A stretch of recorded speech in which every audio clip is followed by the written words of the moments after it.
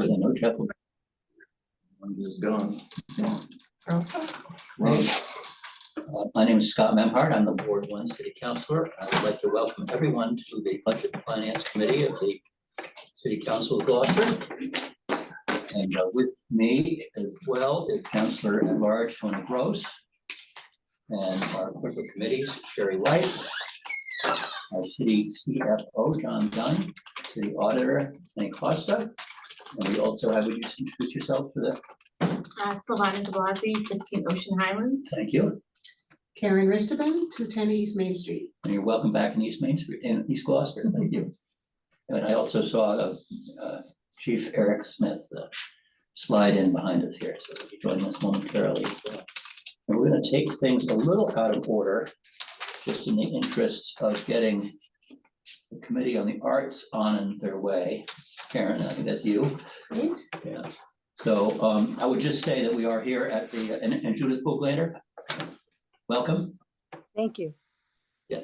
Is anybody else that I should introduce that's with us? We have Melissa Gillis and Pam Toby from the mayor's office. Melissa Gillis and Pam Toby from Mayor's office. Oh, and Mike Hale, excuse me, the Director of Public Works is on as well. Great.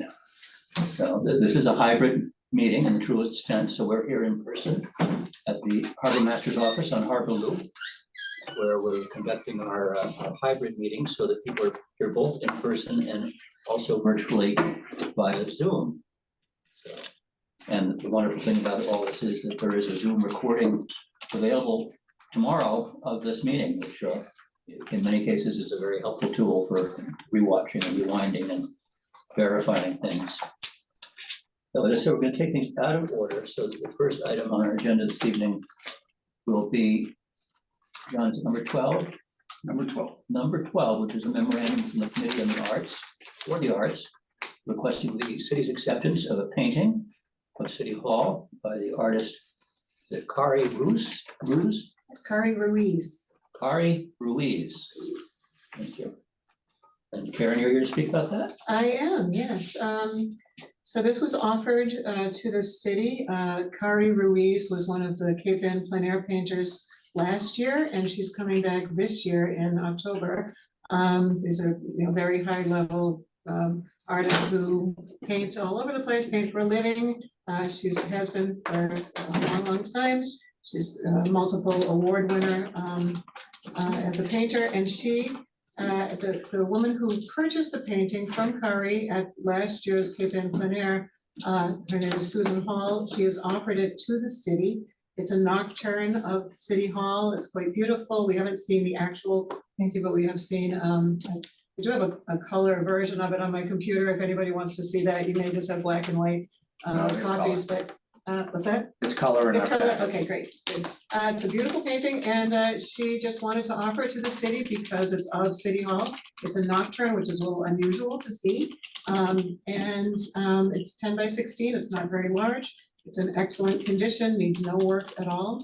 And that's the first one. So you'll note on all of these memos that the maintenance and preservation of these artworks will be done in accordance with the emerging Gloucester City Committee for the Arts' policies and procedures, which we're in the process of creating really for the first time. It's been very haphazard. And we're trying to make it much less haphazard, the maintenance and preservation of city-owned artworks. As you may know, the city owns many paintings, murals, sculptures, and historic plaques and markers all over the city, and this would add to that collection. That's the first one. Okay, that's the first. So we vote on that this time, and then we'll move ahead. So based on the presentation, I would move to my formal memo here. Thank you, Kenny. Thank you, Sherry.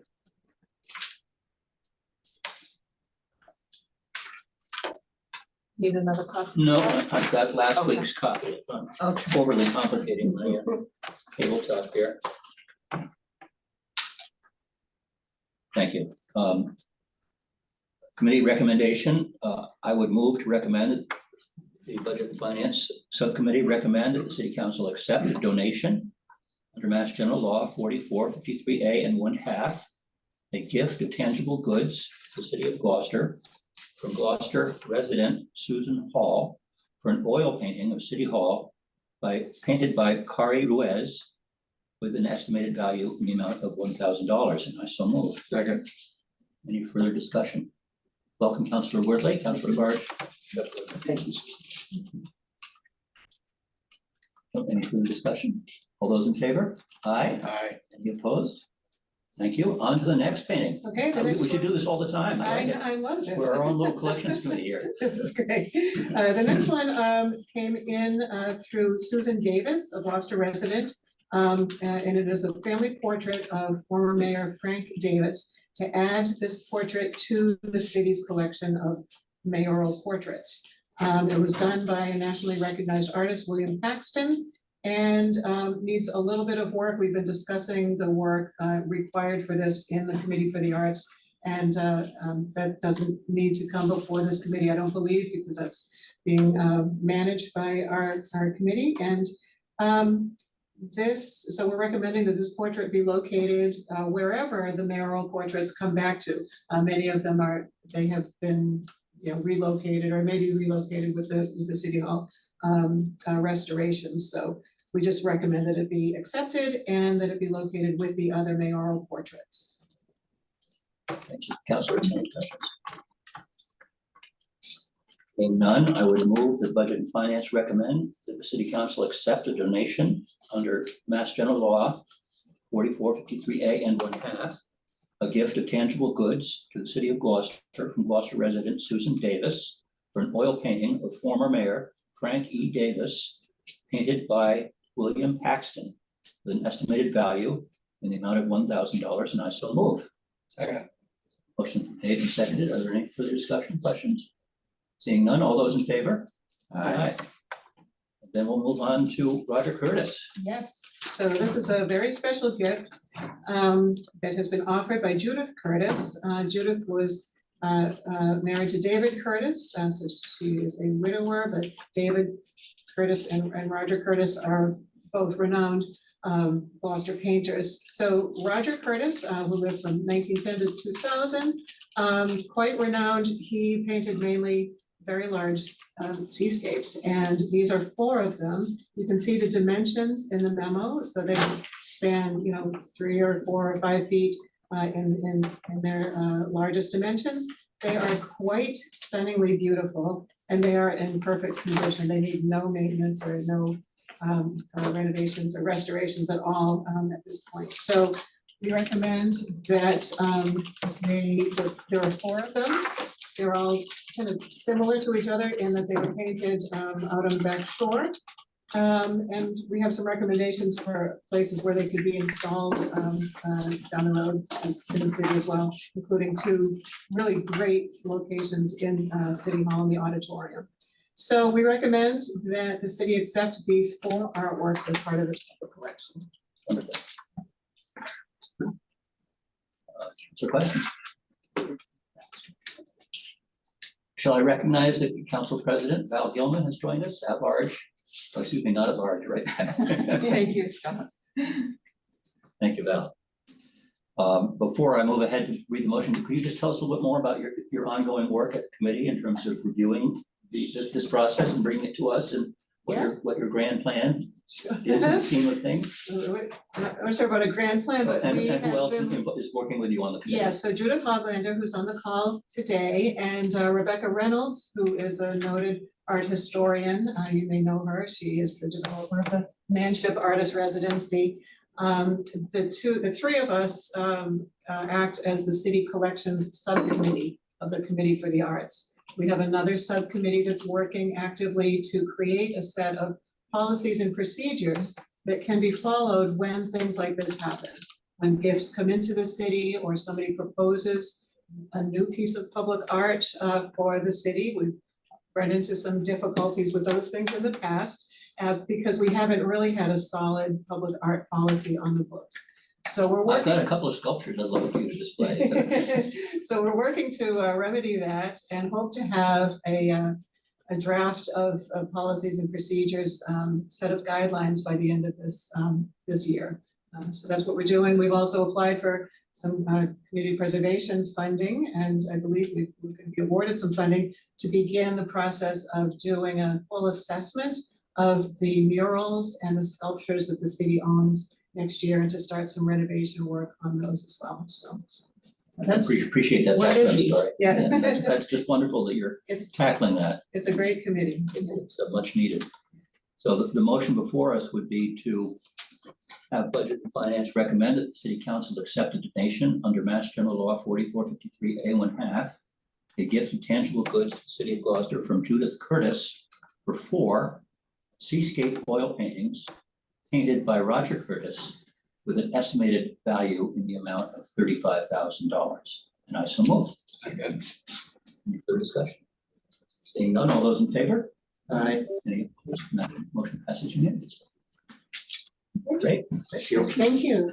Okay. John, Just a Yes. quick, so, depending on the value, Yes. I actually list certain artwork, there's quite a bit of artwork listed, on the insurance policy, so, you know, even though we appreciate the first 2, those would not be, you know, designated on the policy itself. However, the 4 and the third donation, they very well should be listed. So- Because of the value. Right. Yeah, okay, understood. So I guess I just kind of need, if we have, do they have names, specific Yes. names on each? Okay. Yes, we do, yeah, and I Alright. think they're on the memo. No, they're not on the memo, but yes, they're all named. So again, just Yes, that, you know, yeah. at some point. waves to the right, waves to the left, waves crashing over rocks. Pretty much. Okay, Yeah, great, okay. thank Thank you, thank you, everyone. Thanks, Derek. Thanks again, great to see you. Yeah, you too.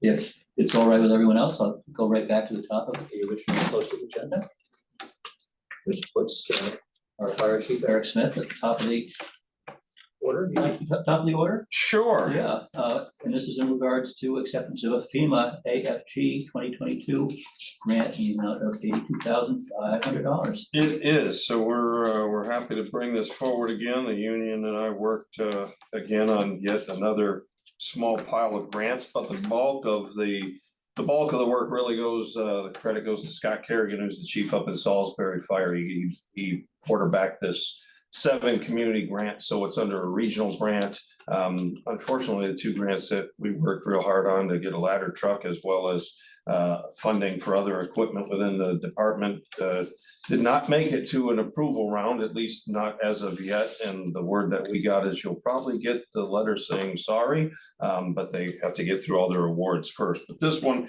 has been awarded and we're a part of it to, you know, significant amount of funding, the bulk of which will go into salaries, because this is a fairly intensive training program for folks that sit in the incident commander seat. We're applying it to all of our personnel that have the ability to be that, at least that initial incident commander, in the hopes to kind of onboard this program and keep it going in the long term.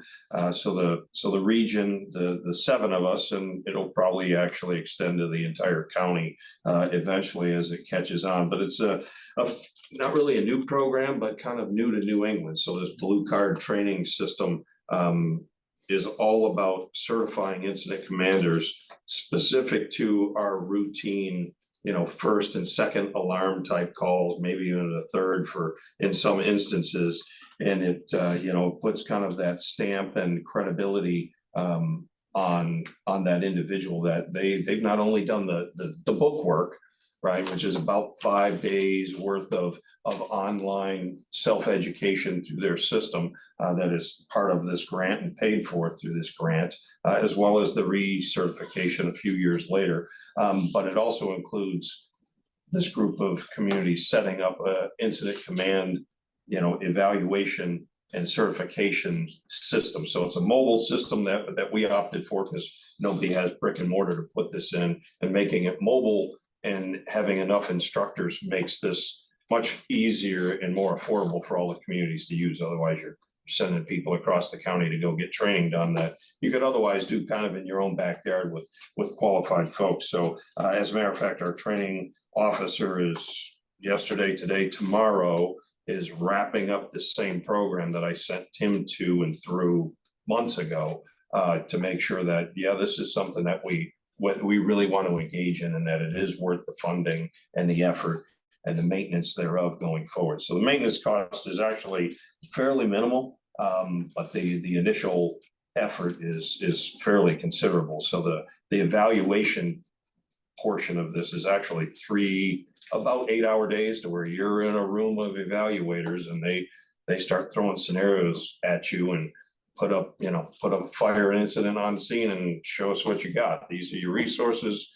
How are you going to handle it? And so you're basically proving to a panel that's trained to evaluate you on those standards that, yep, you're fit to be an incident commander, and stamp you off, sign you off, and you're all set. So, we expect to have a pretty high pass rate in this program, and then it's going to be worth the effort in doing. Like I said, it's a 5-day training program through their online system, 3 days of evaluation to get that certification, and then maintenance thereafter is much less of a cost. And that first round of maintenance cost for the online recertification is actually built into this initial grant, which they don't often do that. We're pretty happy to see that they're doing that. And it's a 2-year window to expend this funding and get it done. I think Kenny's probably seen this. Most of the grants have stretched out post-COVID to a 2-year window, because, if there's anything capital involved or buying any equipment, who knows when you're going to get it, right? And when you get it, great, here you go. And it's just too much work for the federal government to keep doing extension after extension. It's just simpler to just blanket these things a little longer. So this may stretch over 2 years of our fiscal years worth of payments to do this. But again, our portion at $7,500 to get this done for 40 of our, officers and acting lieutenants that are, kind of in that training and filling in phase and trying to move their careers forward is a really good deal. And again, it's equipment that now we're part owners of going forward in the long run. My training officer's been through the training. He's going to get to train the trainer on this, so we can deliver it in-house ourselves, just grab the gear and get it done here, and bring in a couple of additional, instructors from the outside to get that evaluation piece done. So we're hoping it pays good dividends, and that our incident command system, because we have a lot of young officers right now. My deputies are solid. Define young. Yeah, they've been on the job 8-10 years, and they're sitting in the officer's seat, and that's pretty quick acceleration through the fire service into that level of responsibility. So, I got people with as little as 9 years that are working as an acting captain, running the engine out of headquarters or one of the outskirts engines. The engine at headquarters is got a pretty good complement of people. You've got a fuller house of people. It's a larger responsibility and commitment, really, than what the outskirt officers get on an initial arrival. You've got just more resources that you got to figure out right now what to do with. If you're an outskirt, you may have a big problem, but you only have a few resources with you right now, and you have a few minutes to think about what to do with them. So these programs are critical to that critical thinking skill, and making sure this next generation that's coming up through the system quick is actually ready to take over, because it won't be that many years I'm gone, and most of the guys of my age and era will be headed out, and they're going to be running the show. So my job is to leave it better than I found it. So that's what we're working on, and I think this is a big piece of that. Right, sounds good. Counselors, questions? You're pretty thorough. Almost overly usually, huh? No comment. Just one question, is this training or evaluating? It's both. Okay, It's both. So the training is paid for. It'll be done on duty, so there's no real overtime component to that. The overtime component is when we have to send them for the evaluation for 3, 8, 10-hour days, to be evaluated to get that certification. do you anticipate there'd be some authority figure who says this is a way to do things better, or do you think that we'd be in a position saying, no, this is how it's supposed to be done, like in terms of perspective obviously people in Gloucester know Gloucester better than evaluating. Yeah, no, because this program falls along in the lines of the federal standards for ICS and incident command. It is just focused more on the bread and butter, everyday incidents of house fires and the things where our community is most at risk, our residents are most at risk in house fires and apartments and those multifamily settings and those 1, 2, and 3 alarm fires where our incident commanders and first arriving units and maybe some, that first in mutual aid assistance are critical to the outcome of how those things go. And that first incident commander or even the second officer that may take over, those decisions that they make and how they kind of set the chessboard up makes a big difference. If you don't do it right from the beginning, it's hard to fix it midstream and get it right. Yep. Good investment of resources, and there is a small 10% local match as well. I would move that Budget and Finance recommend to the City Council to accept in the Mass General Law 4453A a federal grant from the Federal Emergency Management Agency, or FEMA, Department of Homeland Security, passed through the town of Salisbury, Massachusetts, a fiscal year 2022 Assistance to Firefighters Grant in the amount of $75,000. The purpose of this regional grant is to fund the establishment of the Blue Card CTC Incident Command Training and Certification. The grant period is from August 9th, 2023 through August 8th, 2025. There is a local match requirement of 10%. It will be funded by the City of Gloucester, and I so move.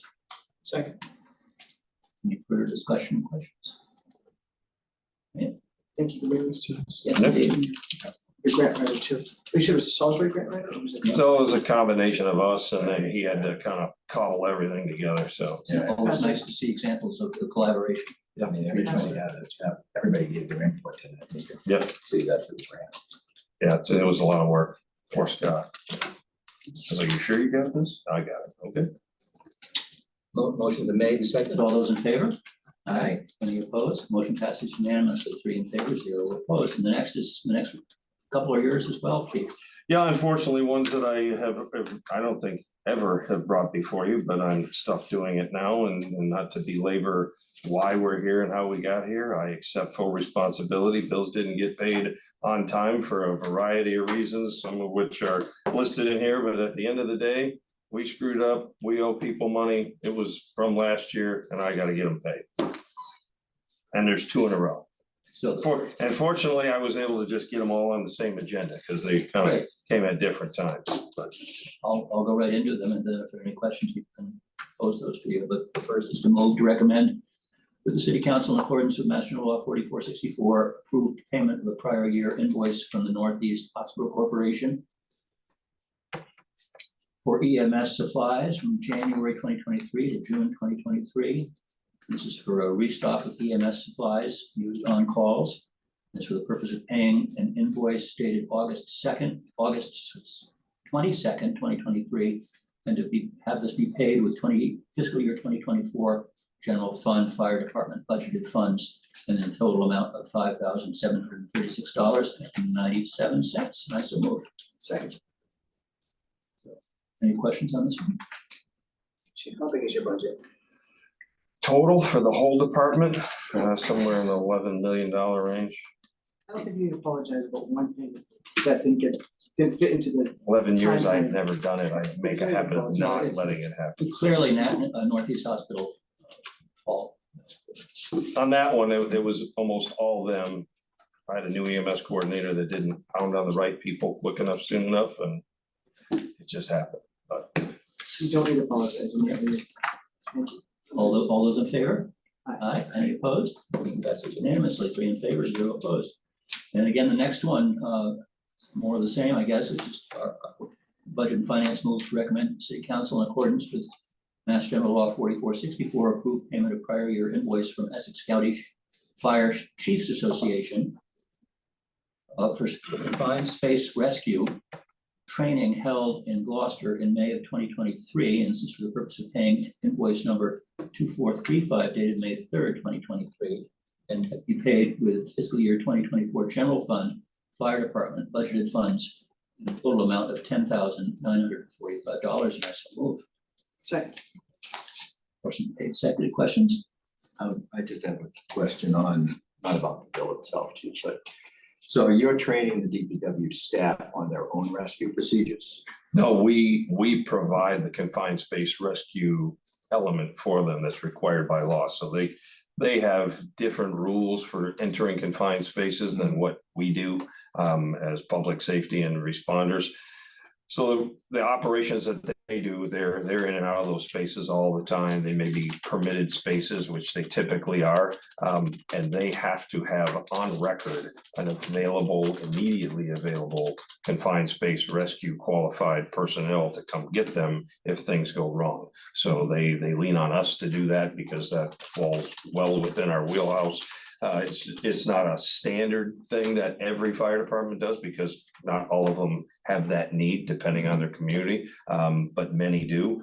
This has been something that we've been asked to do year after year for many years. And We have a significant industrial base in the city. we do, and so we don't provide this for any of our industrial base as their dedicated team because they're private industry. They've got to work those things out on their own. Now, if they call, we come and we'll handle it, right? But this is specific to our contracted work through Veolia and other contractors that we have had for water, sewer, and all the confined That spaces was my next within the question, city. is So do you- this is specific to that. Typically, this funding comes through the water sewer side. The ball got dropped, I just own it and move on, but yeah, so it didn't happen. Next year, we're budgeting differently, so I'm not dependent on, hey, I got this bill, can you shuffle the money, we gotta get it done, it's late in the game, it's a disaster doing it that way, so it's just gotta change, regardless of if the water sewer plant and operation and the money coming and going for it are really the reason for this. It just doesn't matter. It's too dynamic to do it the way we used to do it. So we're gonna fund it within our own budget, so this just doesn't happen. Yeah, that was my question, because we used to, when I worked in the 90s before OSHA was, that municipalities had to go under OSHA guidelines or Right. requirements. We used to have to do it ourselves, but but I'm glad to hear that you're mainly Viola that you're probably doing this with. It is, and because they're That's good. working for a municipality, then, Yeah, they they- kind of fall under our umbrella and they Absolutely. have an expectation for us to do it and the cost of them to stand it up, have all the equipment, and they don't have the people, right? Yeah. The people they have are going into space. They don't have a team outside. There's no one left, so That's we're it. That's why we found it, we'd go to a week's worth of training in Houston, or wherever to get trained on all this stuff. And it's like, I come back, it's like, I'm out here by myself. Yeah, it's like, how are we gonna do this now? We don't have the people. Yeah. We had the tripod, we had, the Hoya, we had all, it's like, so I'm really happy. Yeah, and so the training's pretty good. The people that put it on, they're worth every penny of it. So that's the folks we owe, and I owe them in arrears, and it's embarrassing when I Cheap go money. to the Chiefs meetings and I'm on, like Kenny's list of being on the bad list. It's like, It's a different list. well, kind of, it's similar, same feeling, kind of like this. Any other questions? Motion made and seconded, and all those in favor? Aye. Any opposed? Seeing none, 3 in favor, 0 opposed, passes unanimously. And Chief, the next one is yours. This is not in arrears, this is current. And It is. $52,000 funding purchase of 2 Lucas free chest compression systems. Yeah, so we got a couple of them that are getting pretty long in the tooth and I don't even think we can keep them under warranty because they're so old, they won't even issue warranty on them anymore, so they just need to be replaced. Obviously, they're extremely expensive and unfortunately, I don't know, is this 10 grand more than they were a few years ago when we bought them? Because that's just how everything seems to be going in manufacturing and capital purchases. But yeah, this is to replace 2 pretty aged units that need to be replaced pretty urgently. We don't carry a lot of capital in our FD budget normally. And this again was kind of one of those issues of it coming up as we're in the process of having everything inspected and recertified and the vendor goes, those gotta go. We can't keep servicing them. They're pretty much at the end. And we're like, well, thanks for telling us after the budget's set. That's not helpful. So this is where we're at, and this is the at least temporary solution to get it funded, get them purchased, to hope to get them in time and pay the budget, pay the bills before the magic lines come and all the other things that happen to throw wrenches in our works. So Good. Councilor, questions? This question is John or Kenny, me. Wouldn't we be buying this with capital funds and borrowing versus out of the operating? This is budget transfer, right? It's a capital. This is a piece of equipment. Yep. And we're paying it out of the operating budget, is that right? it would come out of salary wage, I think. Well, the chief and John, they worked out how to fund it. Yeah, depending on what it is. So, in this case, with the department budget as big as it is, and a number of employees, people hiring, people coming forward, I thought that there was going to be enough flexibility, to get out of holiday pay. We have 2 holidays that get paid next June, so at the very end of the fiscal year, if we have to move funds around to fix that, then we will. Now, this is not a decision for $52,000. It's not a decision I would make, for example, in the city clerk's office. I mean, there's not that type of flexibility, but there is in police, fire, DPW. I was just thinking, this is an idea, that we wouldn't use one-time money for recurring expenses. I would suspect the opposite would also be true. We wouldn't use recurring money for one-time expenses. These are not one time. Well, we do. So generally, we buy vehicles through the departmental budgets, for the most part. We're not gonna buy a $900,000 engine company through the department, but, something that is $50,000 to $100,000. I mean, there is that type of capital expenditure in both police and fire we do that with police all the time because they go through their patrol cars every 3 years. Thanks. I don't have any questions. So the motion's been made and seconded. All those in favor? Aye. Any opposed? And I guess we move on from our fire department to the DPW director. And item number 5 on our agenda tonight is a memorandum from DPW Director Mike Tail regarding 2024 Yeah, thank you. SDT 1 in the amount of $150,000. And this is for roadside vegetation cleanup and paving management. Thanks, Chief. Thank you. Have a good night. Mike, still, oh, there you are. I am. Welcome. Good to see you guys. So this is a highway force account transfer of $150,000 to our operating budget, which we use for vegetation management and some small paving projects as we enter the fall and prepare for winter. This is an incredibly wet growing season, and we don't have the staff to keep up with roadside vegetation as much as we'd like to. So this will help us get a little further along. A lot of this will be tree work tied to that vegetation management. We have a lot of hazard trees adjacent to roads that we'll be addressing with this as well. Councilors, questions?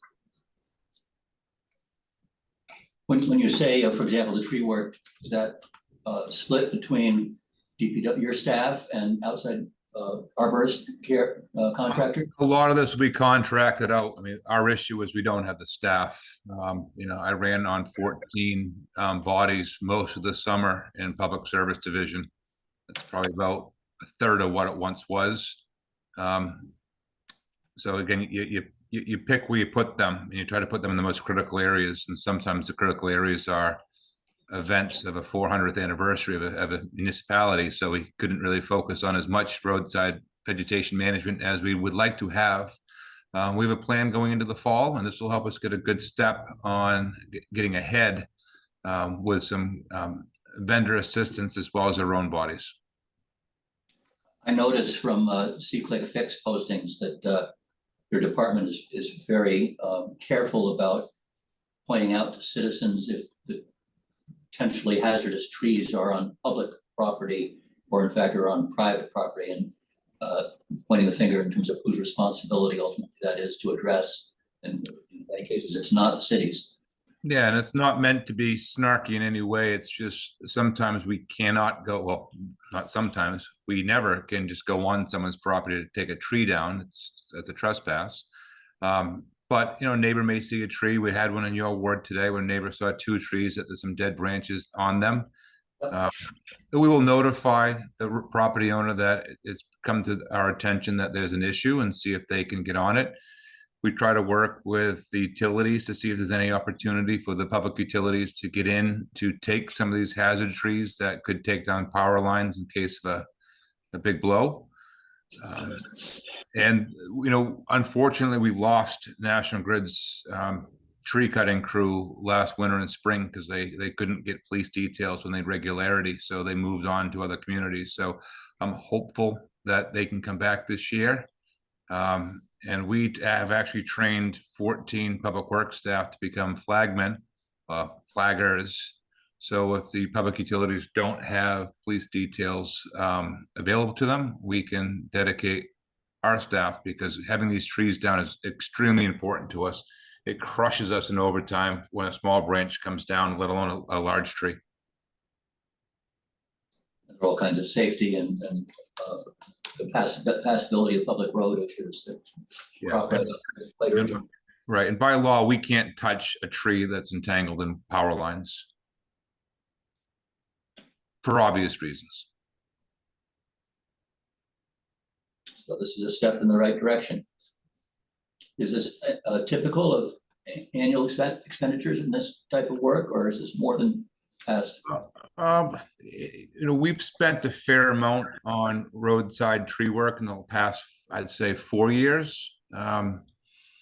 We've had the benefit of having some healthy line items for tree work and or transferring in from this account. This account is generated by road opening permits, mostly from public utilities.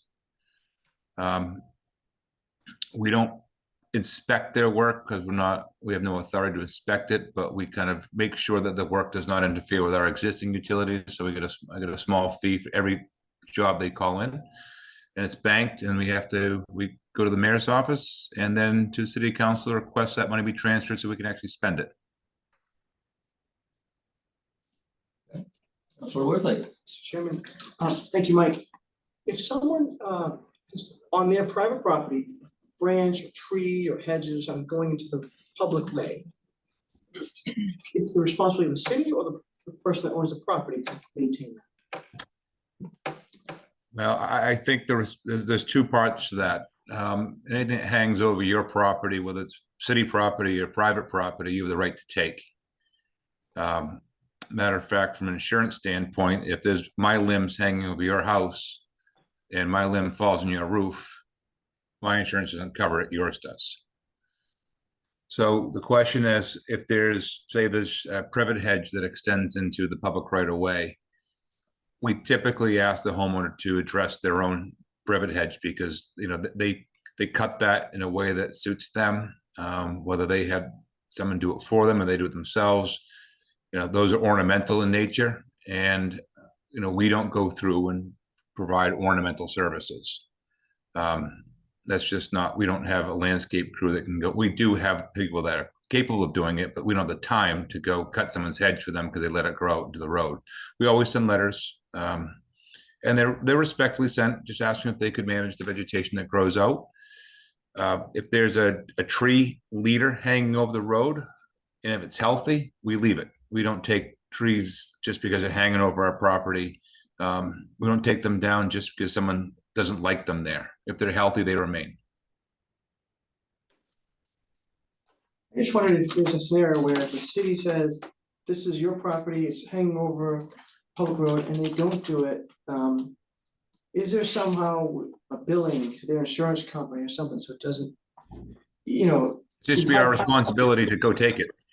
What's that again? It would just be our responsibility to go take it. But again, when someone puts care into their property and they'd like things pruned in a certain manner, we are not pruning in that manner. We have a machine that cuts things, that doesn't cut things very neatly.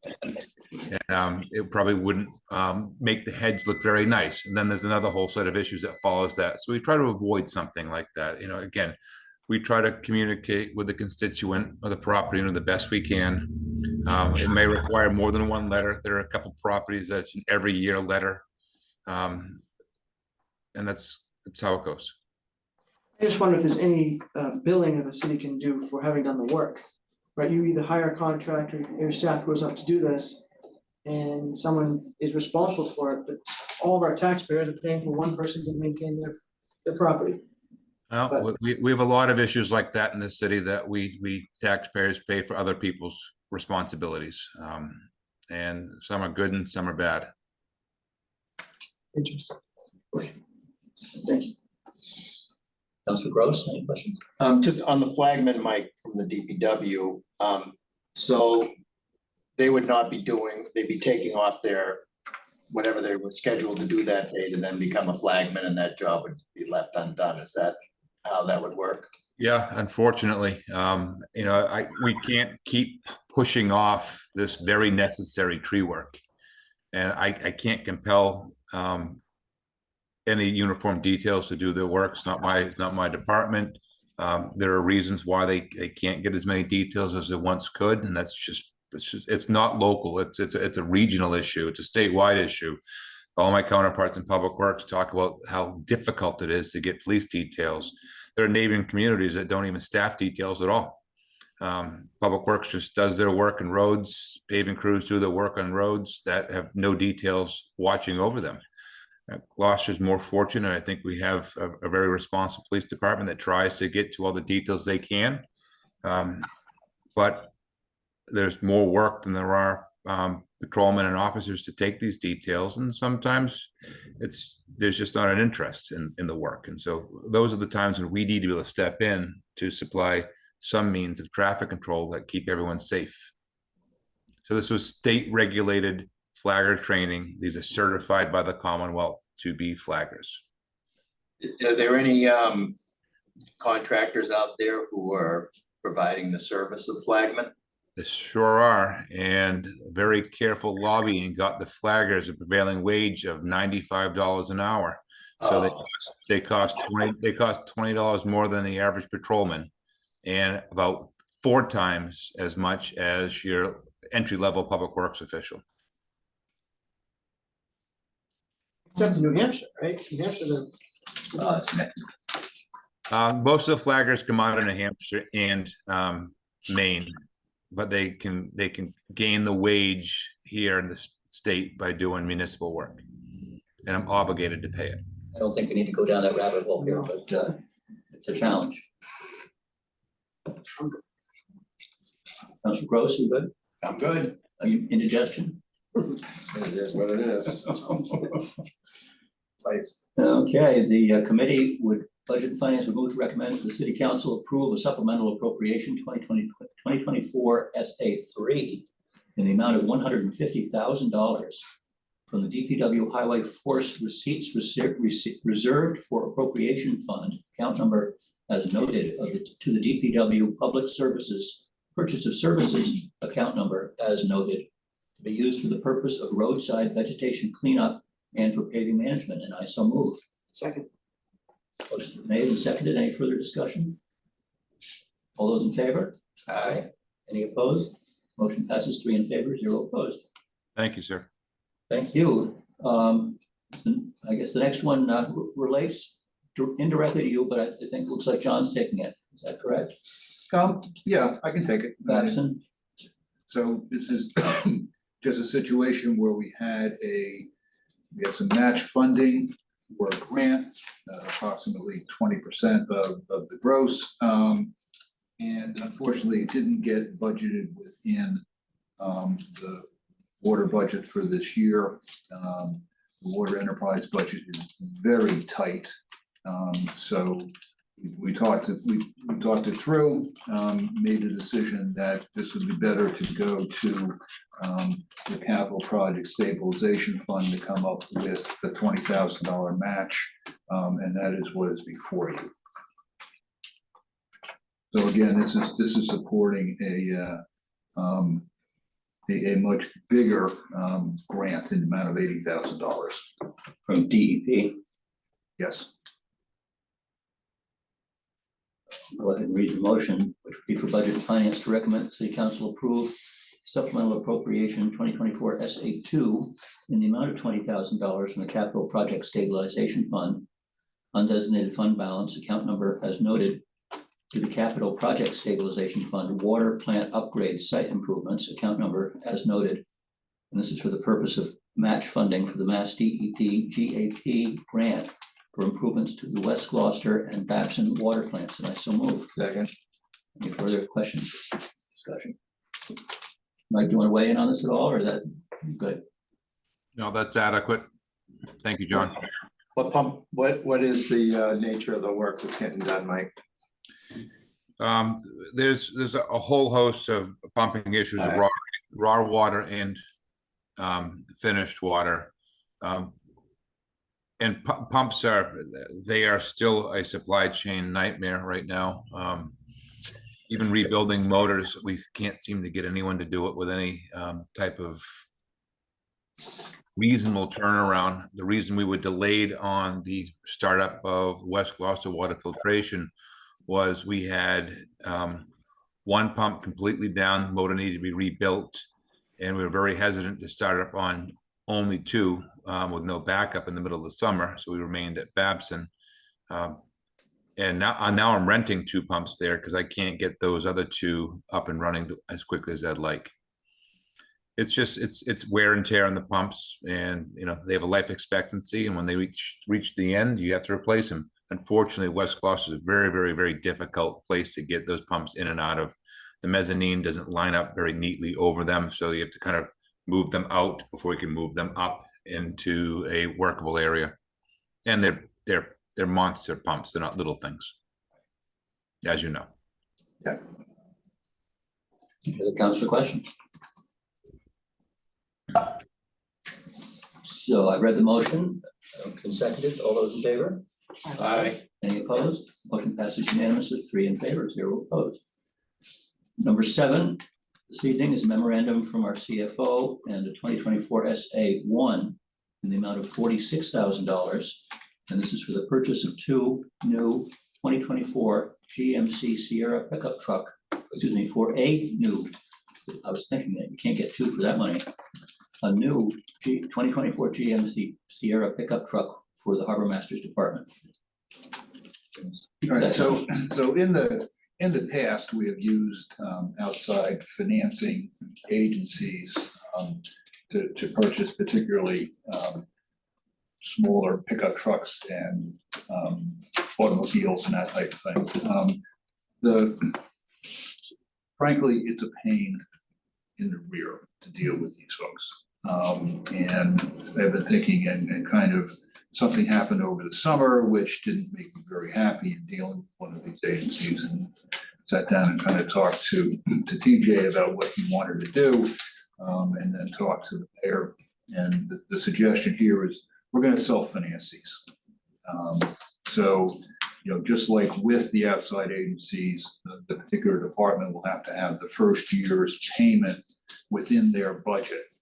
And then we will finance the rest through Capital Stabilization Fund, and then they will budget in second, third, maybe fourth year, a transfer to the Capital Project Stabilization Fund with some interest, and we'll repay the fund that way.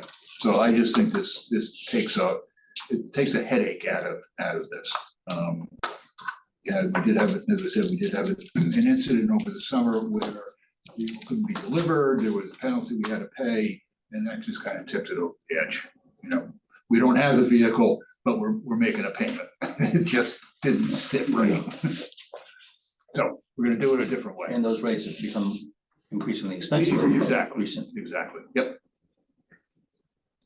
Any other councilor questions on this matter? So this will be an additional truck? Yes, There you go. and it is on order, but again, late. Tony, you keeping track? Well, did they get rid of the other truck? The other truck went to DPW. Yeah. So there, this is, the enterprise fund is gonna pay this all back, so. Yep. With interest. With interest. Reasonable interest. Right. Almost double digits. There's no interest, I'm sorry, Jess. Please. There's no interest being charged from the stabilization account. Well, the stabilization account earns interest because we have those in money market funds. So, you know, we're gonna take something out for a particular purpose like this, or we're avoiding paying interest to a third party. It's just fair for the interest to be paid internally. That could be something. Right? I'll go ahead and read the motion, which would be to recommend that the city council approve a supplemental appropriation 2024 SA1 in the amount of $46,000 from the capital project stabilization fund undesignated fund balance. Account number is noted for the capital project stabilization fund, harbor master's office vehicles, account number as noted, to purchase a pickup truck for the harbor master's office. And I so move. Second. Any further discussion? Questions? All those in favor? Aye.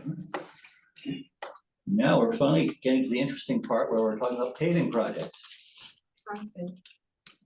And the first before us is Blueberry Lane. And this is still for information only, is that the case here, or what we have acting on this tonight? The memo from Suzanne Aiken is really just information, yes. Memorandum, I see, okay. Yep. So then, John, Just gonna ask, is it, hope the expectation that that'll get done for this season? Mike, is Blueberry on the Ocean Islands on the paving schedule if this passes? Move this fast enough. onwards, Read quick. reconsider. Yeah, Oh, reconsider. yes, definitely. please. Yes. The memorandum That's the full from our CFO, John Dunn, for a loan authorization requesting the Blueberry Lane paving betterment in the amount of $68,000.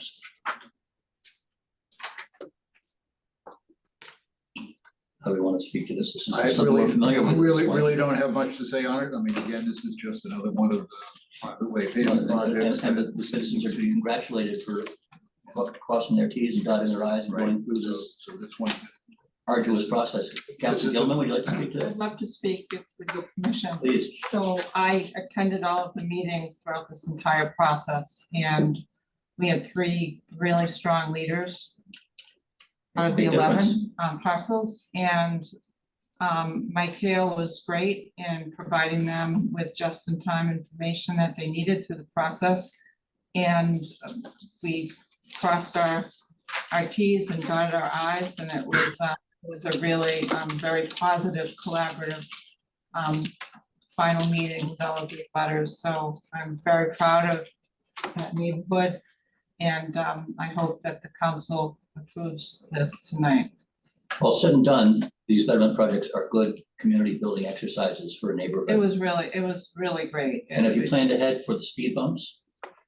The speed bumps aren't gonna happen, right? Michael describe how the Department of Transportation feels about speed bumps. Just but- be forewarned that in each of these betterment projects, that nice new clean paving of Yeah. dark black chocolate results in people speeding because there are no longer any potholes.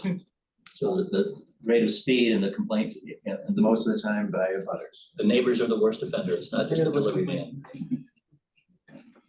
So I'll go ahead and read the, there are a few words involved in this, but you guys have done all the work, so we're just here to be able to move the process forward as part of the legal process of the city. And our committee recommendation would be for Budget and Finance to recommend that the city council approve the loan order as follows: that the city of Gloucester appropriates $68,000 to pay costs of permanent repairs, including paving, to Blueberry Lane, a private way in the city, including costs incidental or related thereto. And to meet this appropriation, the treasurer, with the approval of the mayor, is authorized to borrow said amount under and pursuant to Mass General Law, Chapter 44, Section 7-5, or pursuant to any other enabling authority. And although any borrowing by the city to meet this appropriation shall constitute a general obligation of the city and a pledge of its full faith and credit, 100% of the amount needed to repay any borrowing pursuant to this order shall be raised in the first instance through the assessment of betterments upon the abutters of the private way in accordance with Mass General Law, Chapter 80. And any other applicable authority, the mayor and any other appropriate official of the city are authorized to take any and all actions necessary to assess the betterments described above, the term of which will not exceed 10 years or such shorter time as prescribed in Mass General Law. Any premium received by the city upon the sale of any bonds or notes approved by this vote, thus any such premium applied to the payment of cost of issuance of such bonds or notes may be applied to the payment of costs approved by this vote in accordance with Chapter 44, Section 20 of the general laws, thereby reducing the amount authorized to be borrowed to pay such costs by a like amount. And further ordered that the treasurer is authorized to file an application with the Municipal Finance Oversight Board to qualify under Chapter 44A of the general laws, any or all of the bonds authorized by this order, and to provide such information to execute such documents as the Municipal Finance Oversight Board may require for these purposes. And I so move. Second. We haven't done one of these in a while. These are a bit more complicated than a regular loan order. There's extra stuff that has to do With with. good reason, you know, Yeah. you and Suzanne are doing your due diligence and job involved here. So is there any further commentary from the proponents for this? I just want to say good job, Council Gilman. The rest of the neighborhood has been challenging, but I think Blue Ribbon has been great to work with, this experience that you've had, and good job putting it together. Thank you. Councilor Rosen? Nope, another successful. It's important that the city has this service available to offer to constituents, although there is, you know, the stress that it doesn't happen as a matter of course in the normal cost of paying your taxes. That's what it is with private roads. Motion's been made and seconded. All those in favor? Aye. Any opposed? Motion passes unanimously. 3 in favor, 0 opposed. And then moving right along in the same vein, up to Ocean Highland. Just pause for 1 second. In the memo for Ocean Highlands is a sentence that I don't know if it's related back also to Blueberry Lane. The council must vote to determine if the project is required by public necessity and for the loan order as submitted. Is there 2 votes that are necessary, which it indicates that on that memo. I don't know if that was the case for Blueberry Lane as well. So you see the memo from Suzanne Meegan dated September 7th. It's in our packet.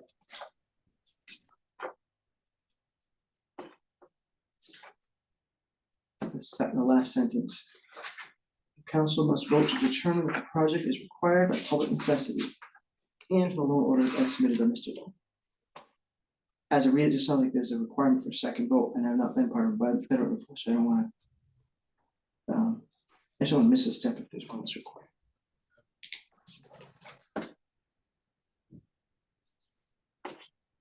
Would that have been through the vote of the betterment process that vote had already been taken? It's not the council, though. The council must vote. to No, the determine. council did vote for the betterment process, I thought, earlier, when they put it in ordinance. You understand what I'm saying? 20 years ago, yeah. Not 20, Whatever the ordinance, a while ago. but that's all, I'm just wondering if that's what that means. I don't know. Did anybody hear it? Well, I see Mike's gonna say. this is a larger project. I don't know. Mike's got his hand raised, Matt. Mr. Hale, In the past, there have been 2 votes for this. Again, I can't recall the most recent ones, but certainly historically, there has been the vote to codify, ratify the necessity of the project and then vote on the money. And is that a budget and finance committee that would make that? I thought it was the full council. I thought this board was simply just to move the money forward. Yeah, interesting. So let's remember to do it. Let's make sure that's on there for next. Yeah. So can we make a motion to determine that the Blueberry Lane project is necessary? I don't think we need, that's not, under- we're just voting money. for the city to authorize the payment. Okay, so that would come from the full Full council. council. And the president probably need to submit it for the agenda for it to be voted on. I don't wanna hold anything up, I just read that carefully and saw if there was a second vote required. Good point. I will, if I may. I will check the actual wording of Squam Rock Road, which is our last betterment that we did. And I will make sure that the clerk's office is aware if we need to have 2 votes on the agenda, which won't be published until tomorrow morning, correct, Sherry? Okay, so maybe let's just make sure that we look into that. Thank I you. do recall the language of public necessity associated with these projects, but I don't know the specifics, whether we approved it as a separate motion in the past or not. That language is actually on the petition document that the residents. It's familiar. So it's almost like that is the statement that you're looking for. It's that acknowledgement that has They been have all carefully accomplished. signed. Exactly. So it's a good question, and we'll make sure that we cross That's the on Ts. both, so. But could it be, for expedience reasons, that we make that motion so it comes back to the council on Tuesday as part of our committee report? I don't think we have, that's not, I know, Or- I know, but also no, then you gotta hold the I'm project. not, I'm not in favor of sending that to go and be beyond our. No, I know, it just Power. it came to us. I just- Oh, I think it's on the final meeting, because this, per the ordinance, this is the loan authorization portion, right? And Right. that's, Okay. but we'll double check, but we wanna be safe. We Right, can't that's why I afford raised to it. have. No, it that's why I work. raised it, I just didn't want this to hold up. yeah, it was in both. I missed you. Yeah. Okay, Well, thank you. I'm gonna take a deep breath and go ahead and read this motion again. It's gonna sound a little familiar. But Budget and Finance would move to recommend that the city council approve the loan order as follows. That the city of Gloucester appropriates $250,000 to take costs of permanent repairs, including paving, to Ocean Highlands, a private way in the city, including costs incidental or related thereto. To meet this appropriation, the treasurer, with the approval of the mayor, is authorized to borrow said amount under and pursuant to Mass General Law 44, Section 7, Paren 5, or pursuant to any other enabling authority. Although any borrowing by the city to meet this appropriation will constitute a general obligation of the city and a pledge of its full faith and credit, 100% of the amount needed to repay any borrowing pursuant to this order shall be raised in the first instance through the assessment of betterments upon the abutters of the private way in accordance with Mass General Law, Chapter 80, and any other applicable authority. The mayor and any other appropriate official of the city are authorized to take any and all actions to assess the betterments described above, the term of which will not exceed 10 years or such shorter time as prescribed by Mass General Law. Any premium received by the city upon the sale of any bonds or notes approved by this vote, less any such premium applied to the payment of the cost of issuance of such bonds or notes, may be applied to the payment of the costs approved by this vote in accordance with Chapter 44, Section 20 of the general laws, thereby reducing the amount authorized to be borrowed to pay such costs by a like amount. And further ordered, the treasurer is authorized to file an application with the Municipal Finance Oversight Board to qualify under Chapter 44A of the general laws, any or all of the bonds authorized by this order, and to provide such information and to execute such documents as the Municipal Finance Oversight Board may require for these purposes. And I so move. Second. Just one quick question on the term. Sometimes these larger projects, in this case, it's $250,000. I've seen the city offer a longer term if that was appropriate in terms of the repayment. Is that something that was considered, or are we going to just go ahead with the 10-year term? Well, part of the issue is that the loan itself can only be for 10 years. So, you know, what we have is a situation, if you extend the term of the betterments, then you're paying the loan faster than the betterments are coming in. I mean, you know, for this amount of money, that's, you know, not a big deal at this point in time. The homeowners might not agree with. I'm saying, you know, if we were to extend the term of the betterment, even though the loan is being retired more quickly, you know, for $250,000, that's not something that would be difficult. You know, if you're talking about $1 million betterment, then that's a little bit different. So, I mean, I can be flexible if if the folks are being bettered, want to make. Going to that- complicate this issue. Yeah, I don't mean to complicate it anyway. No, let's I leave don't this think right anyone along. has problems with the Yeah, I can terms. see it. Okay, We're very grateful for the opportunity to have the road Then done. that's good to hear. thank you. I appreciate your comment on that. Thank you. Do you have any other comments that you'd like to? No, like I said, we hope that this passes. We are very grateful for everyone here and for Sean Nolan, who put so much time and help. Yep. You know, he was wonderful. Mike Hale's crew, you know, they were great for coming. So we just want to move forward and have a street without 50 potholes in it.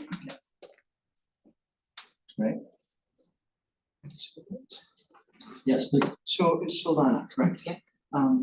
I know that you've been probably the best promoter and organizer and communicator in the neighborhood. And Sean Nolan asked me, because he couldn't be here, to make sure you knew how much he appreciated the work you've done to put this together. I was happy to be at the board meeting when this took place. I think for the record, you're 15 Yes. Ocean Islands, I don't know if you need that. Sherry, if you, Solana's name, Delasi? The blessing. Okay, 15 Ocean Islands. So I was at the meeting and I was gotta give Sean, who's not here, but a lot of credit for pulling it together. I mean, it's never a fun thing to say, you gotta pay more money, right? Right. And what you thought might have been the case with the city paying for it isn't the case. And there were a couple people who had complaints, and I think that Sean handled it very, very well. And literally, this is the first time I've been part of one of these, both these tonight. It was textbook, you know, a little bit of empathy and a little bit of, this is the rules, here's how it works, and they were really came together. I think it was your name as well. Yeah. And And he's very calm. yeah, he was a way above it, just, I learned a lot. So, It's calm with cars and trucks too. yes. But Silvana, you did a lot of the work, and you should Yeah, be proud of thank you. yourself. Thank you. Hopefully you enjoy it at least when, it doesn't feel like anything until the street's paved, so. Oh, I can't wait. And I hope you have a good block party Yes, when it's all said and done. Again, these are good community building projects, but in each of the cases I've been a part of, a betterment project, it really has taken one or two key people stepping forward as leaders within their neighborhood, and sometimes it's a thankless, daunting task, but thank you for being that one person in this case, apparently. thank you. No, I'm happy. I'm excited for the street, excited for Gloucester. It just, to me, it just improves the city, and we knew what we bought. We knew it was a private road. You know, we knew the cost was on us. So we just appreciate the city facilitating everything. Thank you. The mayor may come to you for a statement for. I was gonna say, could we go on campaign. tour? Oh, yeah, definitely. Could we go on tour to different neighborhoods to Yeah, express you our should. time? That your experience is helpful from an anecdotal point of view.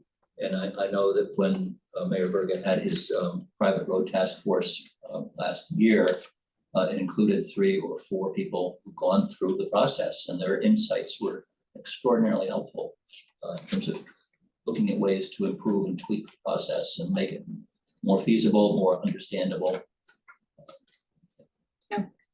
I wouldn't mind participating in anything. That's good to know. Just one more question for me. Yes. Yes. Sorry.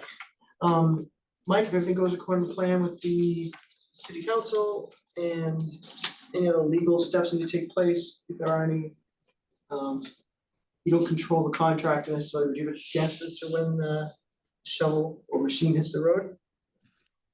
Before December 1st. I have a lot lined up between now and then, so it's weather dependent. We're hustling to get everything taken care of. We're about ready to start a very big project in Ward 1, a public project, Highland and Mount Pleasant Avenue. That'll follow up by Ocean Highlands and then Blueberry and Apple, the small piece of Apple that we're doing. Sounds good. Yep, excellent. Thank you, Mike. And I know your office is also working on the outreach and communications to let people know that that paving project is finally coming forward with the excavation work, those areas completed. Thank you. Thank you. Councilman Hart, I did just look up the previous betterment from September 2021 for Squam Rock, and only one vote was taken at the DNF meeting. Just Yeah, I just looked to it for Nashua, for yours, just one vote. 215,000 loan authorization. Take the road up then, turn over. Well, it's implied in the betterment, I think that was the vote when we voted the betterment. I just don't know why we saw it, it's legal, essentially. Legalese. Because it was already placed in the betterment, you know. That's one of the. So Sherry, we've made that vote. No, we need to still make that vote. All those in favor? Aye. Any opposed? Let's pave the road. Thank you, Silvana. I know how, Thank you very I know how hard it is. I did mine. I'm just happy. Getting past the first initial hostility is Yeah. the first piece, and then the speed bumps, and then it's like. So it's Tuesday. The public hearing for both Yeah. the Blueberry Lane and this one, Okay. Ocean Highlands is And Tuesday. you know, I'm not sure the full agenda for Tuesday, but be later in the meeting. Yeah, Okay. they are the, right now, they are the only two public hearings on the agenda. Yeah.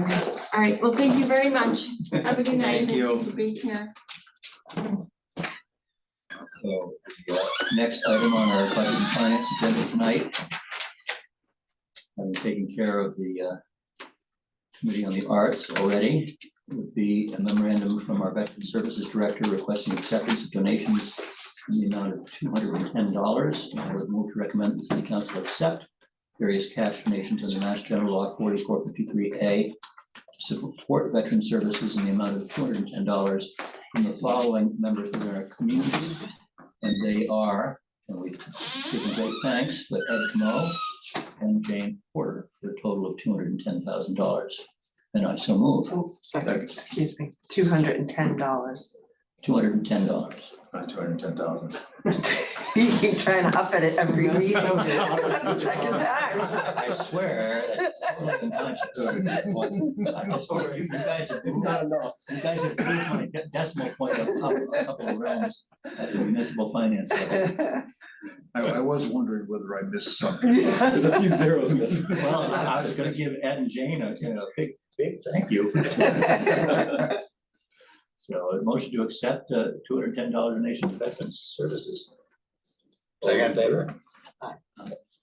Thank you for the correction, sorry. Right. And then we're back to our final item, which is a memorandum from our city auditor regarding accounts having expenditures which exceed their authorization and the auditor's report and other related business. Kenny? Yes, so there's 32 accounts in deficit, so that's actually 3 accounts less from last time. However, the amount increased by 88,000. And it's more of the same, you know, as you see all these accounts, these are all salary and wages type of accounts. So same as we've discussed in previous meetings. So I really have nothing new. Nothing from your point of view that deserves special attention or comment? No. Yep. Satisfactory, everyone? Okay, if there's no other business, I'd entertain a motion to adjourn. Second. Motion's been made and seconded. All those in favor? Aye. Motion passes unanimously. Clerk's office recovered from election eve, Yes, election eve. almost back to normal for a few weeks. Be back.